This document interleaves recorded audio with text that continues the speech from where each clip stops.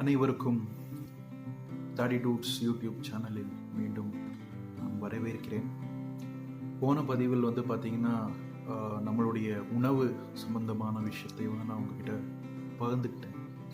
அதுலேயும் உலகத்தில் பசி எவ்வளோ பெருசாக இருக்குது, அதுக்கு எப்படி அதுக்கு தீர்வு காணலான்றக்கூடிய விஷயங்களையும் நான் இதுக்கு முன்னாடி இருந்த பதிவில் நான் பேசியிருந்தேன்.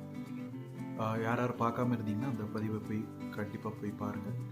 அதே மாதிரி பார்த்திங்கன்னா இந்த ஒரு பதிவில் நம்ம சமுதாயத்தில் ஏதாவது மாற்றங்கள் கொண்டு வர முடியுமா பசிக்கு அப்படின்னு சொல்லி நிறைய நான் இணையதளத்தில் பார்த்துட்டே இருக்கும்போது ஒரு சிறப்பான ஒரு விஷயத்தை நான் பார்த்தேன். அந்த விஷயத்தை நான் இப்போ பகிர்ந்துக்கணும்னு நினைக்கிறேன்.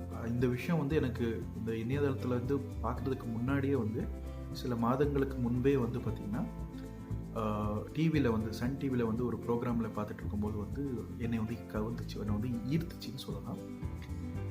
என்ன இந்த விஷயம் அப்படின்னு பார்த்தீங்கன்னா, அவங்க ஒரு மருத்துவர், ஒரு டாக்டர், அவங்க டாக்டர் ஈசா ஃபாத்திமா ஜாஸ்மின் அப்படின்ற அவங்களோட முழு பேர். அவங்க ஒரு கம்யூனிட்டி ஃப்ரிட்ஜ் பண்ணியிருக்காங்க சென்னை நகரத்தில். அதுக்கு பேர் பார்த்தீங்கன்னா IMIT ONE அப்படின்னு சொல்லி. இது ஒரு பப்ளிக் ஃபவுண்டேஷன், ஒரு சேரிட்டபிள் ஃபவுண்டேஷன். இது அவங்களோட இணையதளத்தில் போய் நான் பார்த்தேன். அந்த இணையதளத்தோட லிங்க் கூட என்னென்னா www.publicfoundation.org அப்படின்னு சொல்லி அவங்களோட இணையதளம். இவங்க என்ன பண்ணியிருக்காங்க அப்படின்னு பார்த்தீங்கன்னா, சென்னையில் பெசன்ட் நகரில் இவங்க ஒரு கம்யூனிட்டி ஃப்ரிட்ஜை ஆரம்பித்தாங்க. இந்த கம்யூனிட்டி ஃப்ரிட்ஜோட நோக்கம் என்னென்னா, இவங்களோட வாழ்க்கையில் இது நடந்த ஒரு சம்பவம் தான். ஒருத்தவங்க பசியோடு இருக்கும்போது அவங்க உணவுக்காக அவங்கள ஏங்கி கேட்டுட்டு இருந்தாங்க ஒரு ரோட்டில். அப்போ இவங்க என்ன பண்ணாங்கன்னா, பணத்தை கொடுத்தாங்க. தொடர்ந்து அவங்க வேலைக்கு போகிற நாட்களில் அதே இடத்துலையே அந்த அந்த நபர் இருந்துருந்தாங்க. இவங்க பார்த்திங்கன்னா ஒரு சாப்பாடு போட்டத்தை போய் கொடுத்துருக்காங்க. அதை அவங்க சாப்பிட்டா கூட ஒரு சிந்தனை இவங்க மனசுக்குள்ளே வந்திருக்கு.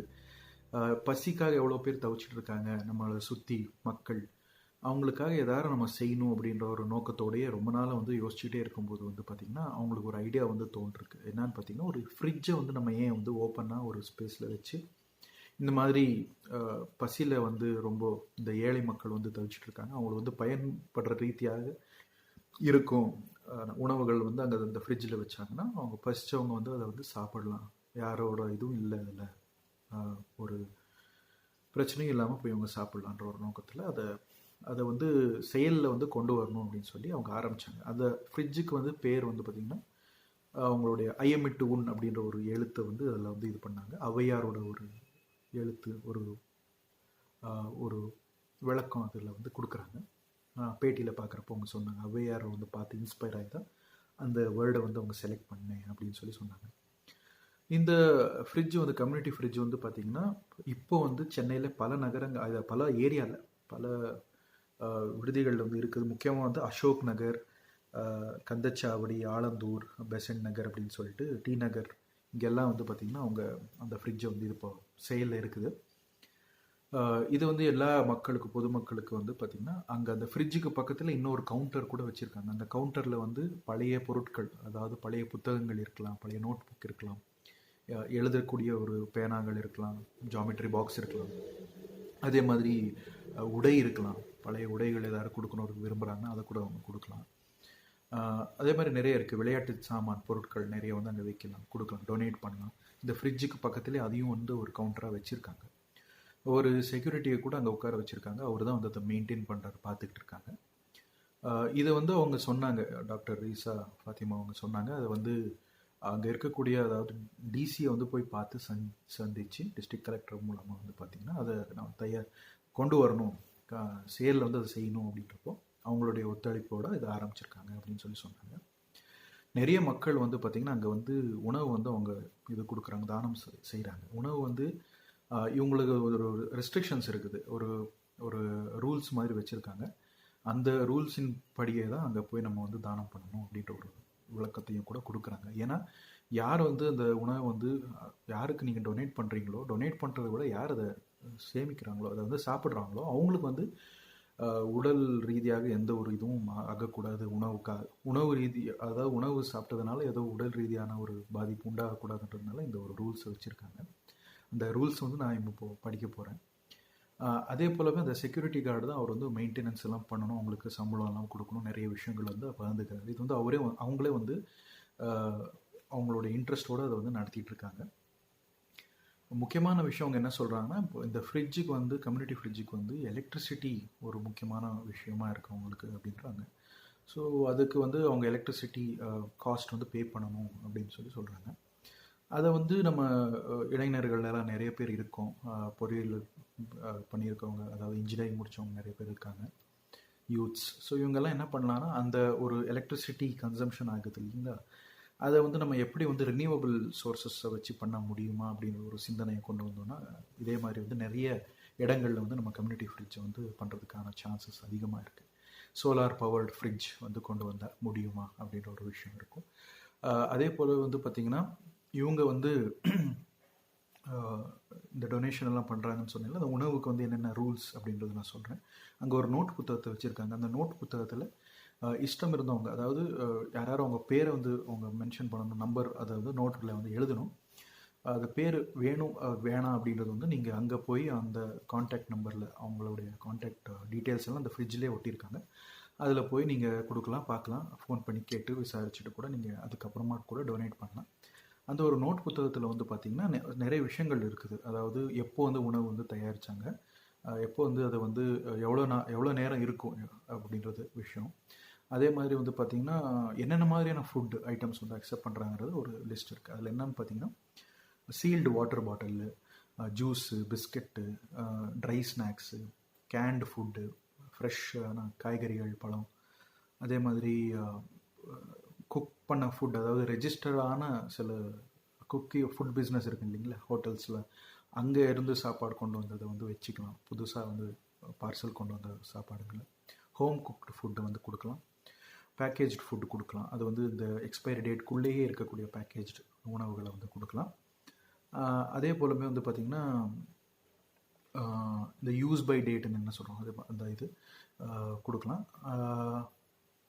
ஈவன் மில்க் கூட கொடுக்கலாம் அப்படின்றத சொல்கிறாங்க. நீட்லி பேக்காக இருக்கணும் அந்த உணவு, சேஃபாக இருக்கணும், சாப்பிட்றது உங்களுக்கு ஹெல்த்தியாக இருக்கணும் அந்த உணவு அப்படின்றது அவங்களோட நோக்கமாக இருக்குது. அதே போலவே வந்து பார்த்திங்கன்னா, எது வந்து இவங்க ரிசீவ் பண்ண மாட்டாங்க அப்படின்னு பார்த்திங்கன்னா, ரா மீட்டு, அதாவது பார்த்திங்கன்னா ரா சீ ஃபுட்டு, மீன் ஆகட்டும், கறி ஆகட்டும், இதெல்லாம் வந்து பார்த்திங்கன்னா அக்செப்ட் பண்ண மாட்டாங்க. ரா எக்ஸ், முட்டை, அதே போல் ஓப்பனான மில்க் பொட்டணங்கள் எதாவது இருந்தால், பேக்கேஜில் வந்து பாதியாக சாப்பிட்டு விட்ட உணவு, இதை வந்து அக்செப்ட் பண்ண மாட்டாங்க. அதே மாதிரி இதுக்கு முன்னாடி வந்து ஃப்ரீசரில் ஏதாவது வச்சு ஃப்ரிட்ஜில் வச்சுருக்கிற சாப்பாடு திருப்பி வந்து கொடுக்கணுன்னா அதை ஒத்துக்க மாட்டாங்க, அக்செப்ட் பண்ண மாட்டாங்க. அதே மாதிரி இந்த ரெஜிஸ்ட்ரேஷன் ஆகாத ஃபுட் பிஸ்னஸ் இருக்கு இல்லைங்களா, அந்த பிஸ்னஸ்லேருந்து, அதாவது இந்த கை வண்டியெல்லாம் சொல்லுவோம் இல்லையா, அந்த இதிலேருந்து சமைச்ச பொருட்கள் வந்து வாங்க மாட்டாங்கன்ற ஒரு ரூல்ஸ் இருக்குது. அதே போல் வந்து ஆல்கஹால், மது, அப்புறம் ராட்டன் ஃப்ரூட்ஸ் அண்ட் வெஜிடபிள்ஸ், அதாவது அழுகி போன தரக்காரி, காய்கறிகள், அதே மாதிரி பழங்கள் வந்து வாங்க மாட்டாங்கன்ற ஒரு விஷயத்த சொல்கிறாங்க. இதே போலவே வந்து பார்த்திங்கன்னா, அவங்க பெங்களூரில் கூட பிடிஎம் லே அவுட்டில் வந்து கோத்தா அப்பார்ட்மெண்ட்ஸ் அப்படின்ற ஒரு இடத்துல வந்து ஒரு கம்யூனிட்டி ஃப்ரிட்ஜ் வந்து ஸ்டார்ட் பண்ணியிருக்காங்க. அங்கே வந்து பால ஹரிஷ்குமார் அப்படின்றவர் தான் ப்ரொமோட் பண்ணி மெயின்டைன் பண்ணிகிட்டு இருக்காங்க. அங்கே இதை வந்து பார்த்திங்கன்னா பிடிஎம் லே அவுட்டில் வந்து தி பப்ளிக் ஃபவுண்டேஷன் அப்படின்ற ஒரு நிறுவனம் தான் வந்து அதை நடத்திட்டு இருக்காங்க. பெங்களூரில் இருக்கிறவங்களுக்கு கூட நீங்கள் உங்களுடைய ஃப்ரீயான டைமில் வந்து போய் நீங்கள் அங்கே போய் பார்க்கலாம். உங்களுடைய கான்ட்ரிபியூஷன்ஸ் இருக்குது. ஞாயிற்றுக்கிழமை, சனிக்கிழமை லீவ் நாளில் போய் பார்க்கலாம். 40th 3rd main road, 5th phase, dollar layout, stage 2, BTM 2nd stage, Bangalore. இதுதான் வந்து அவங்களுடைய அட்ரெஸ்ஸு. அவங்களுடைய மொபைல் நம்பர் கொடுத்துருக்காங்க. அது 9884466228 அப்படின்னு சொல்லி நம்பர் இருக்குது.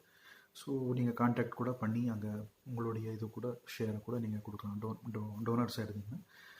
அதே போல் வந்து பார்த்திங்கன்னா, அந்த டைமிங்ஸ் கூட கொடுத்துருக்காங்க. 8 மணி காலையிலேருந்து ஞாயிற்றுக்கிழமை, திங்கள்லேருந்து ஞாயிற்றுக்கிழமை வரைக்கும் 8 மணி காலையிலேருந்து இரவு 8 மணி வரைக்கும் இருக்குது இந்த ஒரு ஃபெசிலிட்டி. யார் வேணுமா போய் சேரிட்டியில் வந்து உங்களுடைய கான்ட்ரிபியூஷன்ஸ் கொடுக்கலாம் அப்படின்றாங்க. இதே போலவே வந்து பார்த்திங்கன்னா, நம்ம நகரப்புறங்களில் முக்கியமாக இப்போ நம்ம சென்னை தான் சொல்லிகிட்டு இருக்கோம், பெங்களூர்னு சொல்கிறோம், பெரிய பெரிய மாநகரங்கள் இது. இதே மாதிரி பல நகரங்கள் நம்ம தமிழ்நாட்டில் இருக்குது. அதாவது திருச்சி இருக்கலாம், மதுரை இருக்கலாம், மற்ற கோயம்புத்தூர் இருக்கலாம். ஸோ இந்த நகரங்களில், இந்த நகர பிரதேசங்களில் கன்னியாகுமரி, நாகர்கோவில் இந்த மாதிரி இடங்கள்லையும் கூட நம்ம வந்து இது மாதிரி கம்யூனிட்டி ஃப்ரிட்ஜை வந்து பண்ணோன்னா நிறைய பேருக்கு வந்து இது வந்து ரொம்ப பெனிஃபிட்டாக இருக்கும். முக்கியமாக ஏழை எளிய மக்களுக்கு வந்து ரொம்ப பயனுள்ளதாக இருக்குன்றது என்னோட ஒரு பர்சனலான ஒரு கோரிக்கையாக இருக்குது. யார் யாருக்கு இன்ட்ரெஸ்ட் இருக்கோ இவங்க, அதாவது பசங்களாக இருக்கலாம், இன்ஜினியர்ஸ், அதாவது ஒரு கல்லூரியின் அதாவது கல்லூரி நடத்தக்கூடிய தொழிலதிபர்கள் இருக்கலாம். இவங்கெல்லாம் வந்து பார்த்திங்கன்னா இதில் வந்து சேர்ந்து இணைஞ்சு லயன்ஸ் ரோட்டரி கிளப் அப்படின்னு சொல்லக்கூடிய நிறைய என்ஜிஓஸ்லாம் இருக்குது, தமிழ்நாட்டிலையும் இருக்குது. ஸோ எல்லாருமே ஒன்றா சேர்ந்து இதை பற்றி யோசித்து கண்டிப்பாக வந்து ஏன் இந்த மாதிரியான கம்யூனிட்டி ஃப்ரிட்ஜுங்களில் ஒவ்வொரு நகரத்துலேயும் ஒவ்வொரு மாவட்டத்துலேயும் வந்து வைக்கிறதுக்கு வாய்ப்பு இருக்கா அப்படின்றத பார்த்து அதை கண்டிப்பாக முடியும் அப்படின்னா அங்கே லோக்கலான இருக்கக்கூடிய அட்மினிஸ்ட்ரேஷன், அதாவது டிசிங்களுக்கு இதை ஒரு ஒரு ஒரு கோரிக்கையாக அங்கே போய் கொடுத்து அவங்களோட பர்மிஷன் எல்லாம் வாங்கி கண்டிப்பாக வந்து எஸ்டாப்ளிஷ் பண்ண முடியுங்க. ஸோ எல்லாருமே ஒன்றா சேர்ந்தால் தான் மட்டும் இந்த ஒரு பிரச்சனையை வந்து நம்மளால் சால்வ் பண்ண முடியும். ஏன்னா உணவு வந்து வேஸ்ட்டாக போகிறத நம்ம நிறைய நாட்களில் வந்து நம்ம பார்த்துருக்கோம். அதை வந்து எப்படியாவது தடுக்கிறதுக்கு இது ஒரு வழின்னு நான் சொல்ல விரும்புகிறேன். முக்கியமாக வந்து பார்த்திங்கன்னா வீட்டில் வந்து குக் பண்ண ஃபுட்டை வந்து ஒருத்தருக்கு 2 பேருக்கு இருக்கக்கூடிய அந்த உணவு வந்து அதிகமாக வந்து எதாவது நீங்கள் உணவை வந்து இது பண்ணிங்கன்னா இந்த விஷயத்தை வந்து நம்ம யோசிச்சுட்டு அதை கம்யூனிட்டி ஃப்ரிட்ஜ் மூலமாக நம்ம டொனேட் பண்ணுறதுக்கு ஒரு வாய்ப்பு கொடுத்தாங்கன்னா நல்லாயிருக்கும். இதுக்கு வந்து கூட இருக்கிற லோக்கல் அந்த டிஸ்ட்ரிக்டில் இருக்கக்கூடிய மாவட்ட எம்எல்ஏங்களும் சேர்ந்து, எம்பிங்களும் சேர்ந்து அவங்களுடைய ஒரு ஃபண்ட்ஸ் வருது. அதாவது எம்பிக்கு பார்த்திங்கன்னா எம்பி லேட் அப்படின்ற ஸ்கீமில் வருஷத்துக்கு 5 கோடி ரூபா கொடுக்குறாங்க அரசு. மொத்தமாக வந்து பார்த்திங்கன்னா 5 வருஷத்துக்கு அது வந்து 25 கோடி ஆகுது. அதே போலவே எம்எல்ஏங்களுக்கும் வந்து ஃபண்டு இருக்குது, ஸ்டேட் கவர்மெண்ட் வந்து ஃபண்டு தராங்க. ஸோ அந்த ஃபண்டு மூலமாக வந்து யூட்டிலைஸ் பண்ண முடியுமா இந்த மாதிரி கம்யூனிட்டி ஃப்ரிட்ஜை வந்து பொதுவான இடங்கள், முக்கியமாக ரயில்வே ஸ்டேஷன் ஆகட்டும், பஸ் ஸ்டாண்ட் ஆகட்டும், இல்லை கோயில் இருக்கக்கூடிய மிகப்பெரிய கோயில்கள் எல்லாம் இருக்கக்கூடிய நகர பிரதேசங்களில் வந்து இதை பண்ண முடியுமா, இந்த மாதிரி கம்யூனிட்டி ஃப்ரிட்ஜை வந்து ஓப்பன் பண்ண முடியுமான்ற விஷயத்தை வந்து சட்ட ரீதியாக இருக்கக்கூடிய நிறைய பேர் இருக்கீங்க தமிழ்நாட்டில். ஸோ இதை வந்து நீங்கள் எடுத்துகிட்டு போய் அந்த லோக்கல் எம்எல்ஏங்களுக்கோ இல்லைன்னா ஆளும் கட்சி எம்எல்ஏ ஆகட்டும் அல்லது எம்பிங்களுக்காகட்டும் இதை பற்றி ஒரு அறிக்கையை வந்து கொண்டு போய் அங்கே சொல்லி, அதே போலவே எம்பியோ எம்எல்ஏயோ பார்லிமெண்ட்லேயும் கூட இதே மாதிரி ஒரு திட்டத்தை வந்து ஏன் அரசின் சார்பிலே வந்து பண்ண முடியாதுன்ற ஒரு நோக்கத்தில் வந்து யோசித்து அதை பண்ணுறதுக்கு வாய்ப்பு இருந்துச்சுன்னா, எப்படி நம்ம வந்து இங்கே நம்மளுடைய வங்கியில் வந்து இருக்கக்கூடிய ஏடிஎம் மிஷின்கள் இருக்கோ அதே போலவே இந்த ஒரு விஷயம்தான் இங்கே வந்து ஃப்ரிட்ஜை வந்து கம்யூனிட்டி ஃப்ரிட்ஜ் பண்ணுறதுனால நிறைய பேருக்கு வந்து வேலை வாய்ப்பும் கிடைக்கிது. ஏன்னா ஏடிஎம்மில் கண்டிப்பாக செக்யூரிட்டி கார்டு வைக்கணுன்ற ஒரு ரூல்ஸ் ஆர்பிஐ பண்ணுற மாதிரியே இந்த ஹெல்த் அண்ட் ஃபேமிலி பிளானிங், அதாவது health and family welfare associations நிறைய இருக்குது. அதே போலவே மினிஸ்ட்ரி இருக்குது, ஹெல்த் மினிஸ்ட்ரி இருக்குது. அதே மாதிரி வந்து பார்த்திங்கன்னா ஃபுட் கார்ப்பரேஷன் ஆஃப் இந்தியா இருக்கலாம், சிஎஃப்டிஆர்ஐன்னு இருக்கலாம். நிறைய நிறுவனங்கள் வந்து அரசின் கீழ் வேலை செஞ்சிட்ருக்காங்க. அவங்க கூட இந்த ஒரு ஐடியாவை எடுத்துகிட்டு போய் அங்கே இருக்க, அதாவது அந்தந்த மாவட்டத்துலேயோ இல்லை அந்தந்த ஸ்டேட்டில் நகரங்கள்லேயோ வந்து அதை வந்து எஸ்டாப்ளிஷ் பண்ணுறதுக்கு வாய்ப்பு இருக்கா அப்படின்ற விஷயத்தை கூட அரசுக்கிட்ட அவங்க போய் அதை வந்து ஒரு கோரிக்கையாக முன் வச்சாங்கன்னா அதையே கூட பார்லிமெண்ட்டில் வந்து பில் வந்து பாஸ் பண்ணி சட்டத்தை வந்து அதை செயலில் பண்ணுற மாதிரி ஒரு சூழ்நிலையை உருவாக்கி நிறைய இளைஞர்களுக்கு வந்து பார்த்திங்கன்னா வேலை வாய்ப்பு கூட அது வாய்ப்பு இருக்குது. ஏன்னா ஒரு ஃப்ரிட்ஜுக்கும் ஒரு செக்யூரிட்டி கார்டு அவசியம் இருக்குது, தேவை இருக்குது. அதே போல் அந்த ஃப்ரிட்ஜோட சர்வீஸிங் இருக்கலாம், அந்த ஃப்ரிட்ஜோட மெயின்டெனன்ஸுக்கு தேவைப்படுற ஆளுங்க வந்து தேவைப்படுவாங்க. ஸோ அவங்களுக்கும் ஒரு வேலை வாய்ப்புக்கான ஒரு சான்சஸ் வந்து அதிகமாக இருக்குது அப்படின்றது இந்த ஒரு விஷயத்தில் நான் வந்து இந்த ஒரு இதில் வந்து தருணத்தில் பேச விரும்புகிறேன். இதுக்கு முன்னாடி பல ஸ்கீம்ஸ் வந்து தமிழ்நாட்டில் நம்ம பார்த்துருக்கோம். முக்கியமாக வந்து அம்மா உணவகம்லாம் நம்ம பார்த்துருக்கோம். அங்கே வந்து ஏழை எளிய மக்களுக்கு வந்து சாப்பாடுறதுக்கு ஒரு ஃபெசிலிட்டி வந்து க்ரியேட் பண்ணியிருக்காங்க, இல்லைன்னு சொல்லுங்கள். அது இல்லாமல் வந்து பொதுவான நகரப்புற பகுதியில் வந்து பார்த்திங்கன்னா இதை வந்து நம்ம கிராமப்பகுதியிலையும் அதே மாதிரி வில்லேஜ்லேயும் அதே மாதிரி இந்த ஃப்ரிட்ஜுங்க மூலமாக வந்து செய்ய முடியுமா அப்படின்னு பார்த்தோம்னா அதுக்கு வாய்ப்பு இருக்குது. அப்படின்னா ஈவன் ஹோட்டல் அசோசியேஷன் மெம்பர்ஸ் யாராவது இருக்காங்களோ, இல்லை அந்த நிறுவனத்தில் ஹோட்டல்ஸுக்குன்னு தனிப்பட்ட ஒரு நிறுவனம் இருக்கும், அவங்களோட குரூப் சார்பாகவும் இதை வந்து கையாண்டு ஒரு நிதியை வந்து திரட்டி அரசின் நிதியும் மாநிலத்தின் நிதியும் ரெண்டையும் இணைத்து வந்து பார்த்திங்கன்னா இந்த மாதிரியான ஃப்ரிட்ஜுகளை வந்து அவங்களாலேயே கூட எஸ்டாப்ளிஷ் பண்ணி பொதுமக்களுக்கு வந்து அவங்க கான்ட்ரிபியூட் பண்ணலாம், டொனேட் பண்ணலாம். நிறைய எஜுகேஷனல் இன்ஸ்டிடியூஷன்ஸும் இருக்குது. முக்கியமாக பள்ளிக்கூடங்கள், அதாவது ப்ரைவேட்டாக வந்து சென்ட்ரல் கவர்மெண்ட் ஆத்தரைஸ்டு பள்ளிக்கூடம் இருக்குது, பப்ளிக் பள்ளிக்கூடங்கள் இருக்குது, காலேஜ் கல்லூரிகள் இருக்குது. அதே மாதிரி ப்ரைவேட் கல்லூரிகள் நிறைய இருக்குது. ஃபண்டட், நான் ஃபண்டட், அதாவது ப்ரைவேட் யூனிவர்சிட்டிஸ் எல்லாம் இருக்குது, பல்கலைக்கழகங்கள் எல்லாம் இருக்குது. இங்கே இருக்கிறவங்களுக்கு கூட இந்த ஒரு திட்டத்தை வந்து சமுதாயத்துக்கு ஏதாவது நம்ம செய்யணும் அப்படின்ற ஒரு நோக்கம் இருந்துச்சுன்னா கண்டிப்பாக அந்த பள்ளிக்கூடங்கள்லேயும் அந்தந்த கல்லூரிகள்லேயும் வந்து யார் நிர்வாகத்தில் இருக்காங்களோ அவங்க கூட இதில் வந்து ஒத்துழைச்சி கான்ட்ரிபியூட் பண்ணலாம்.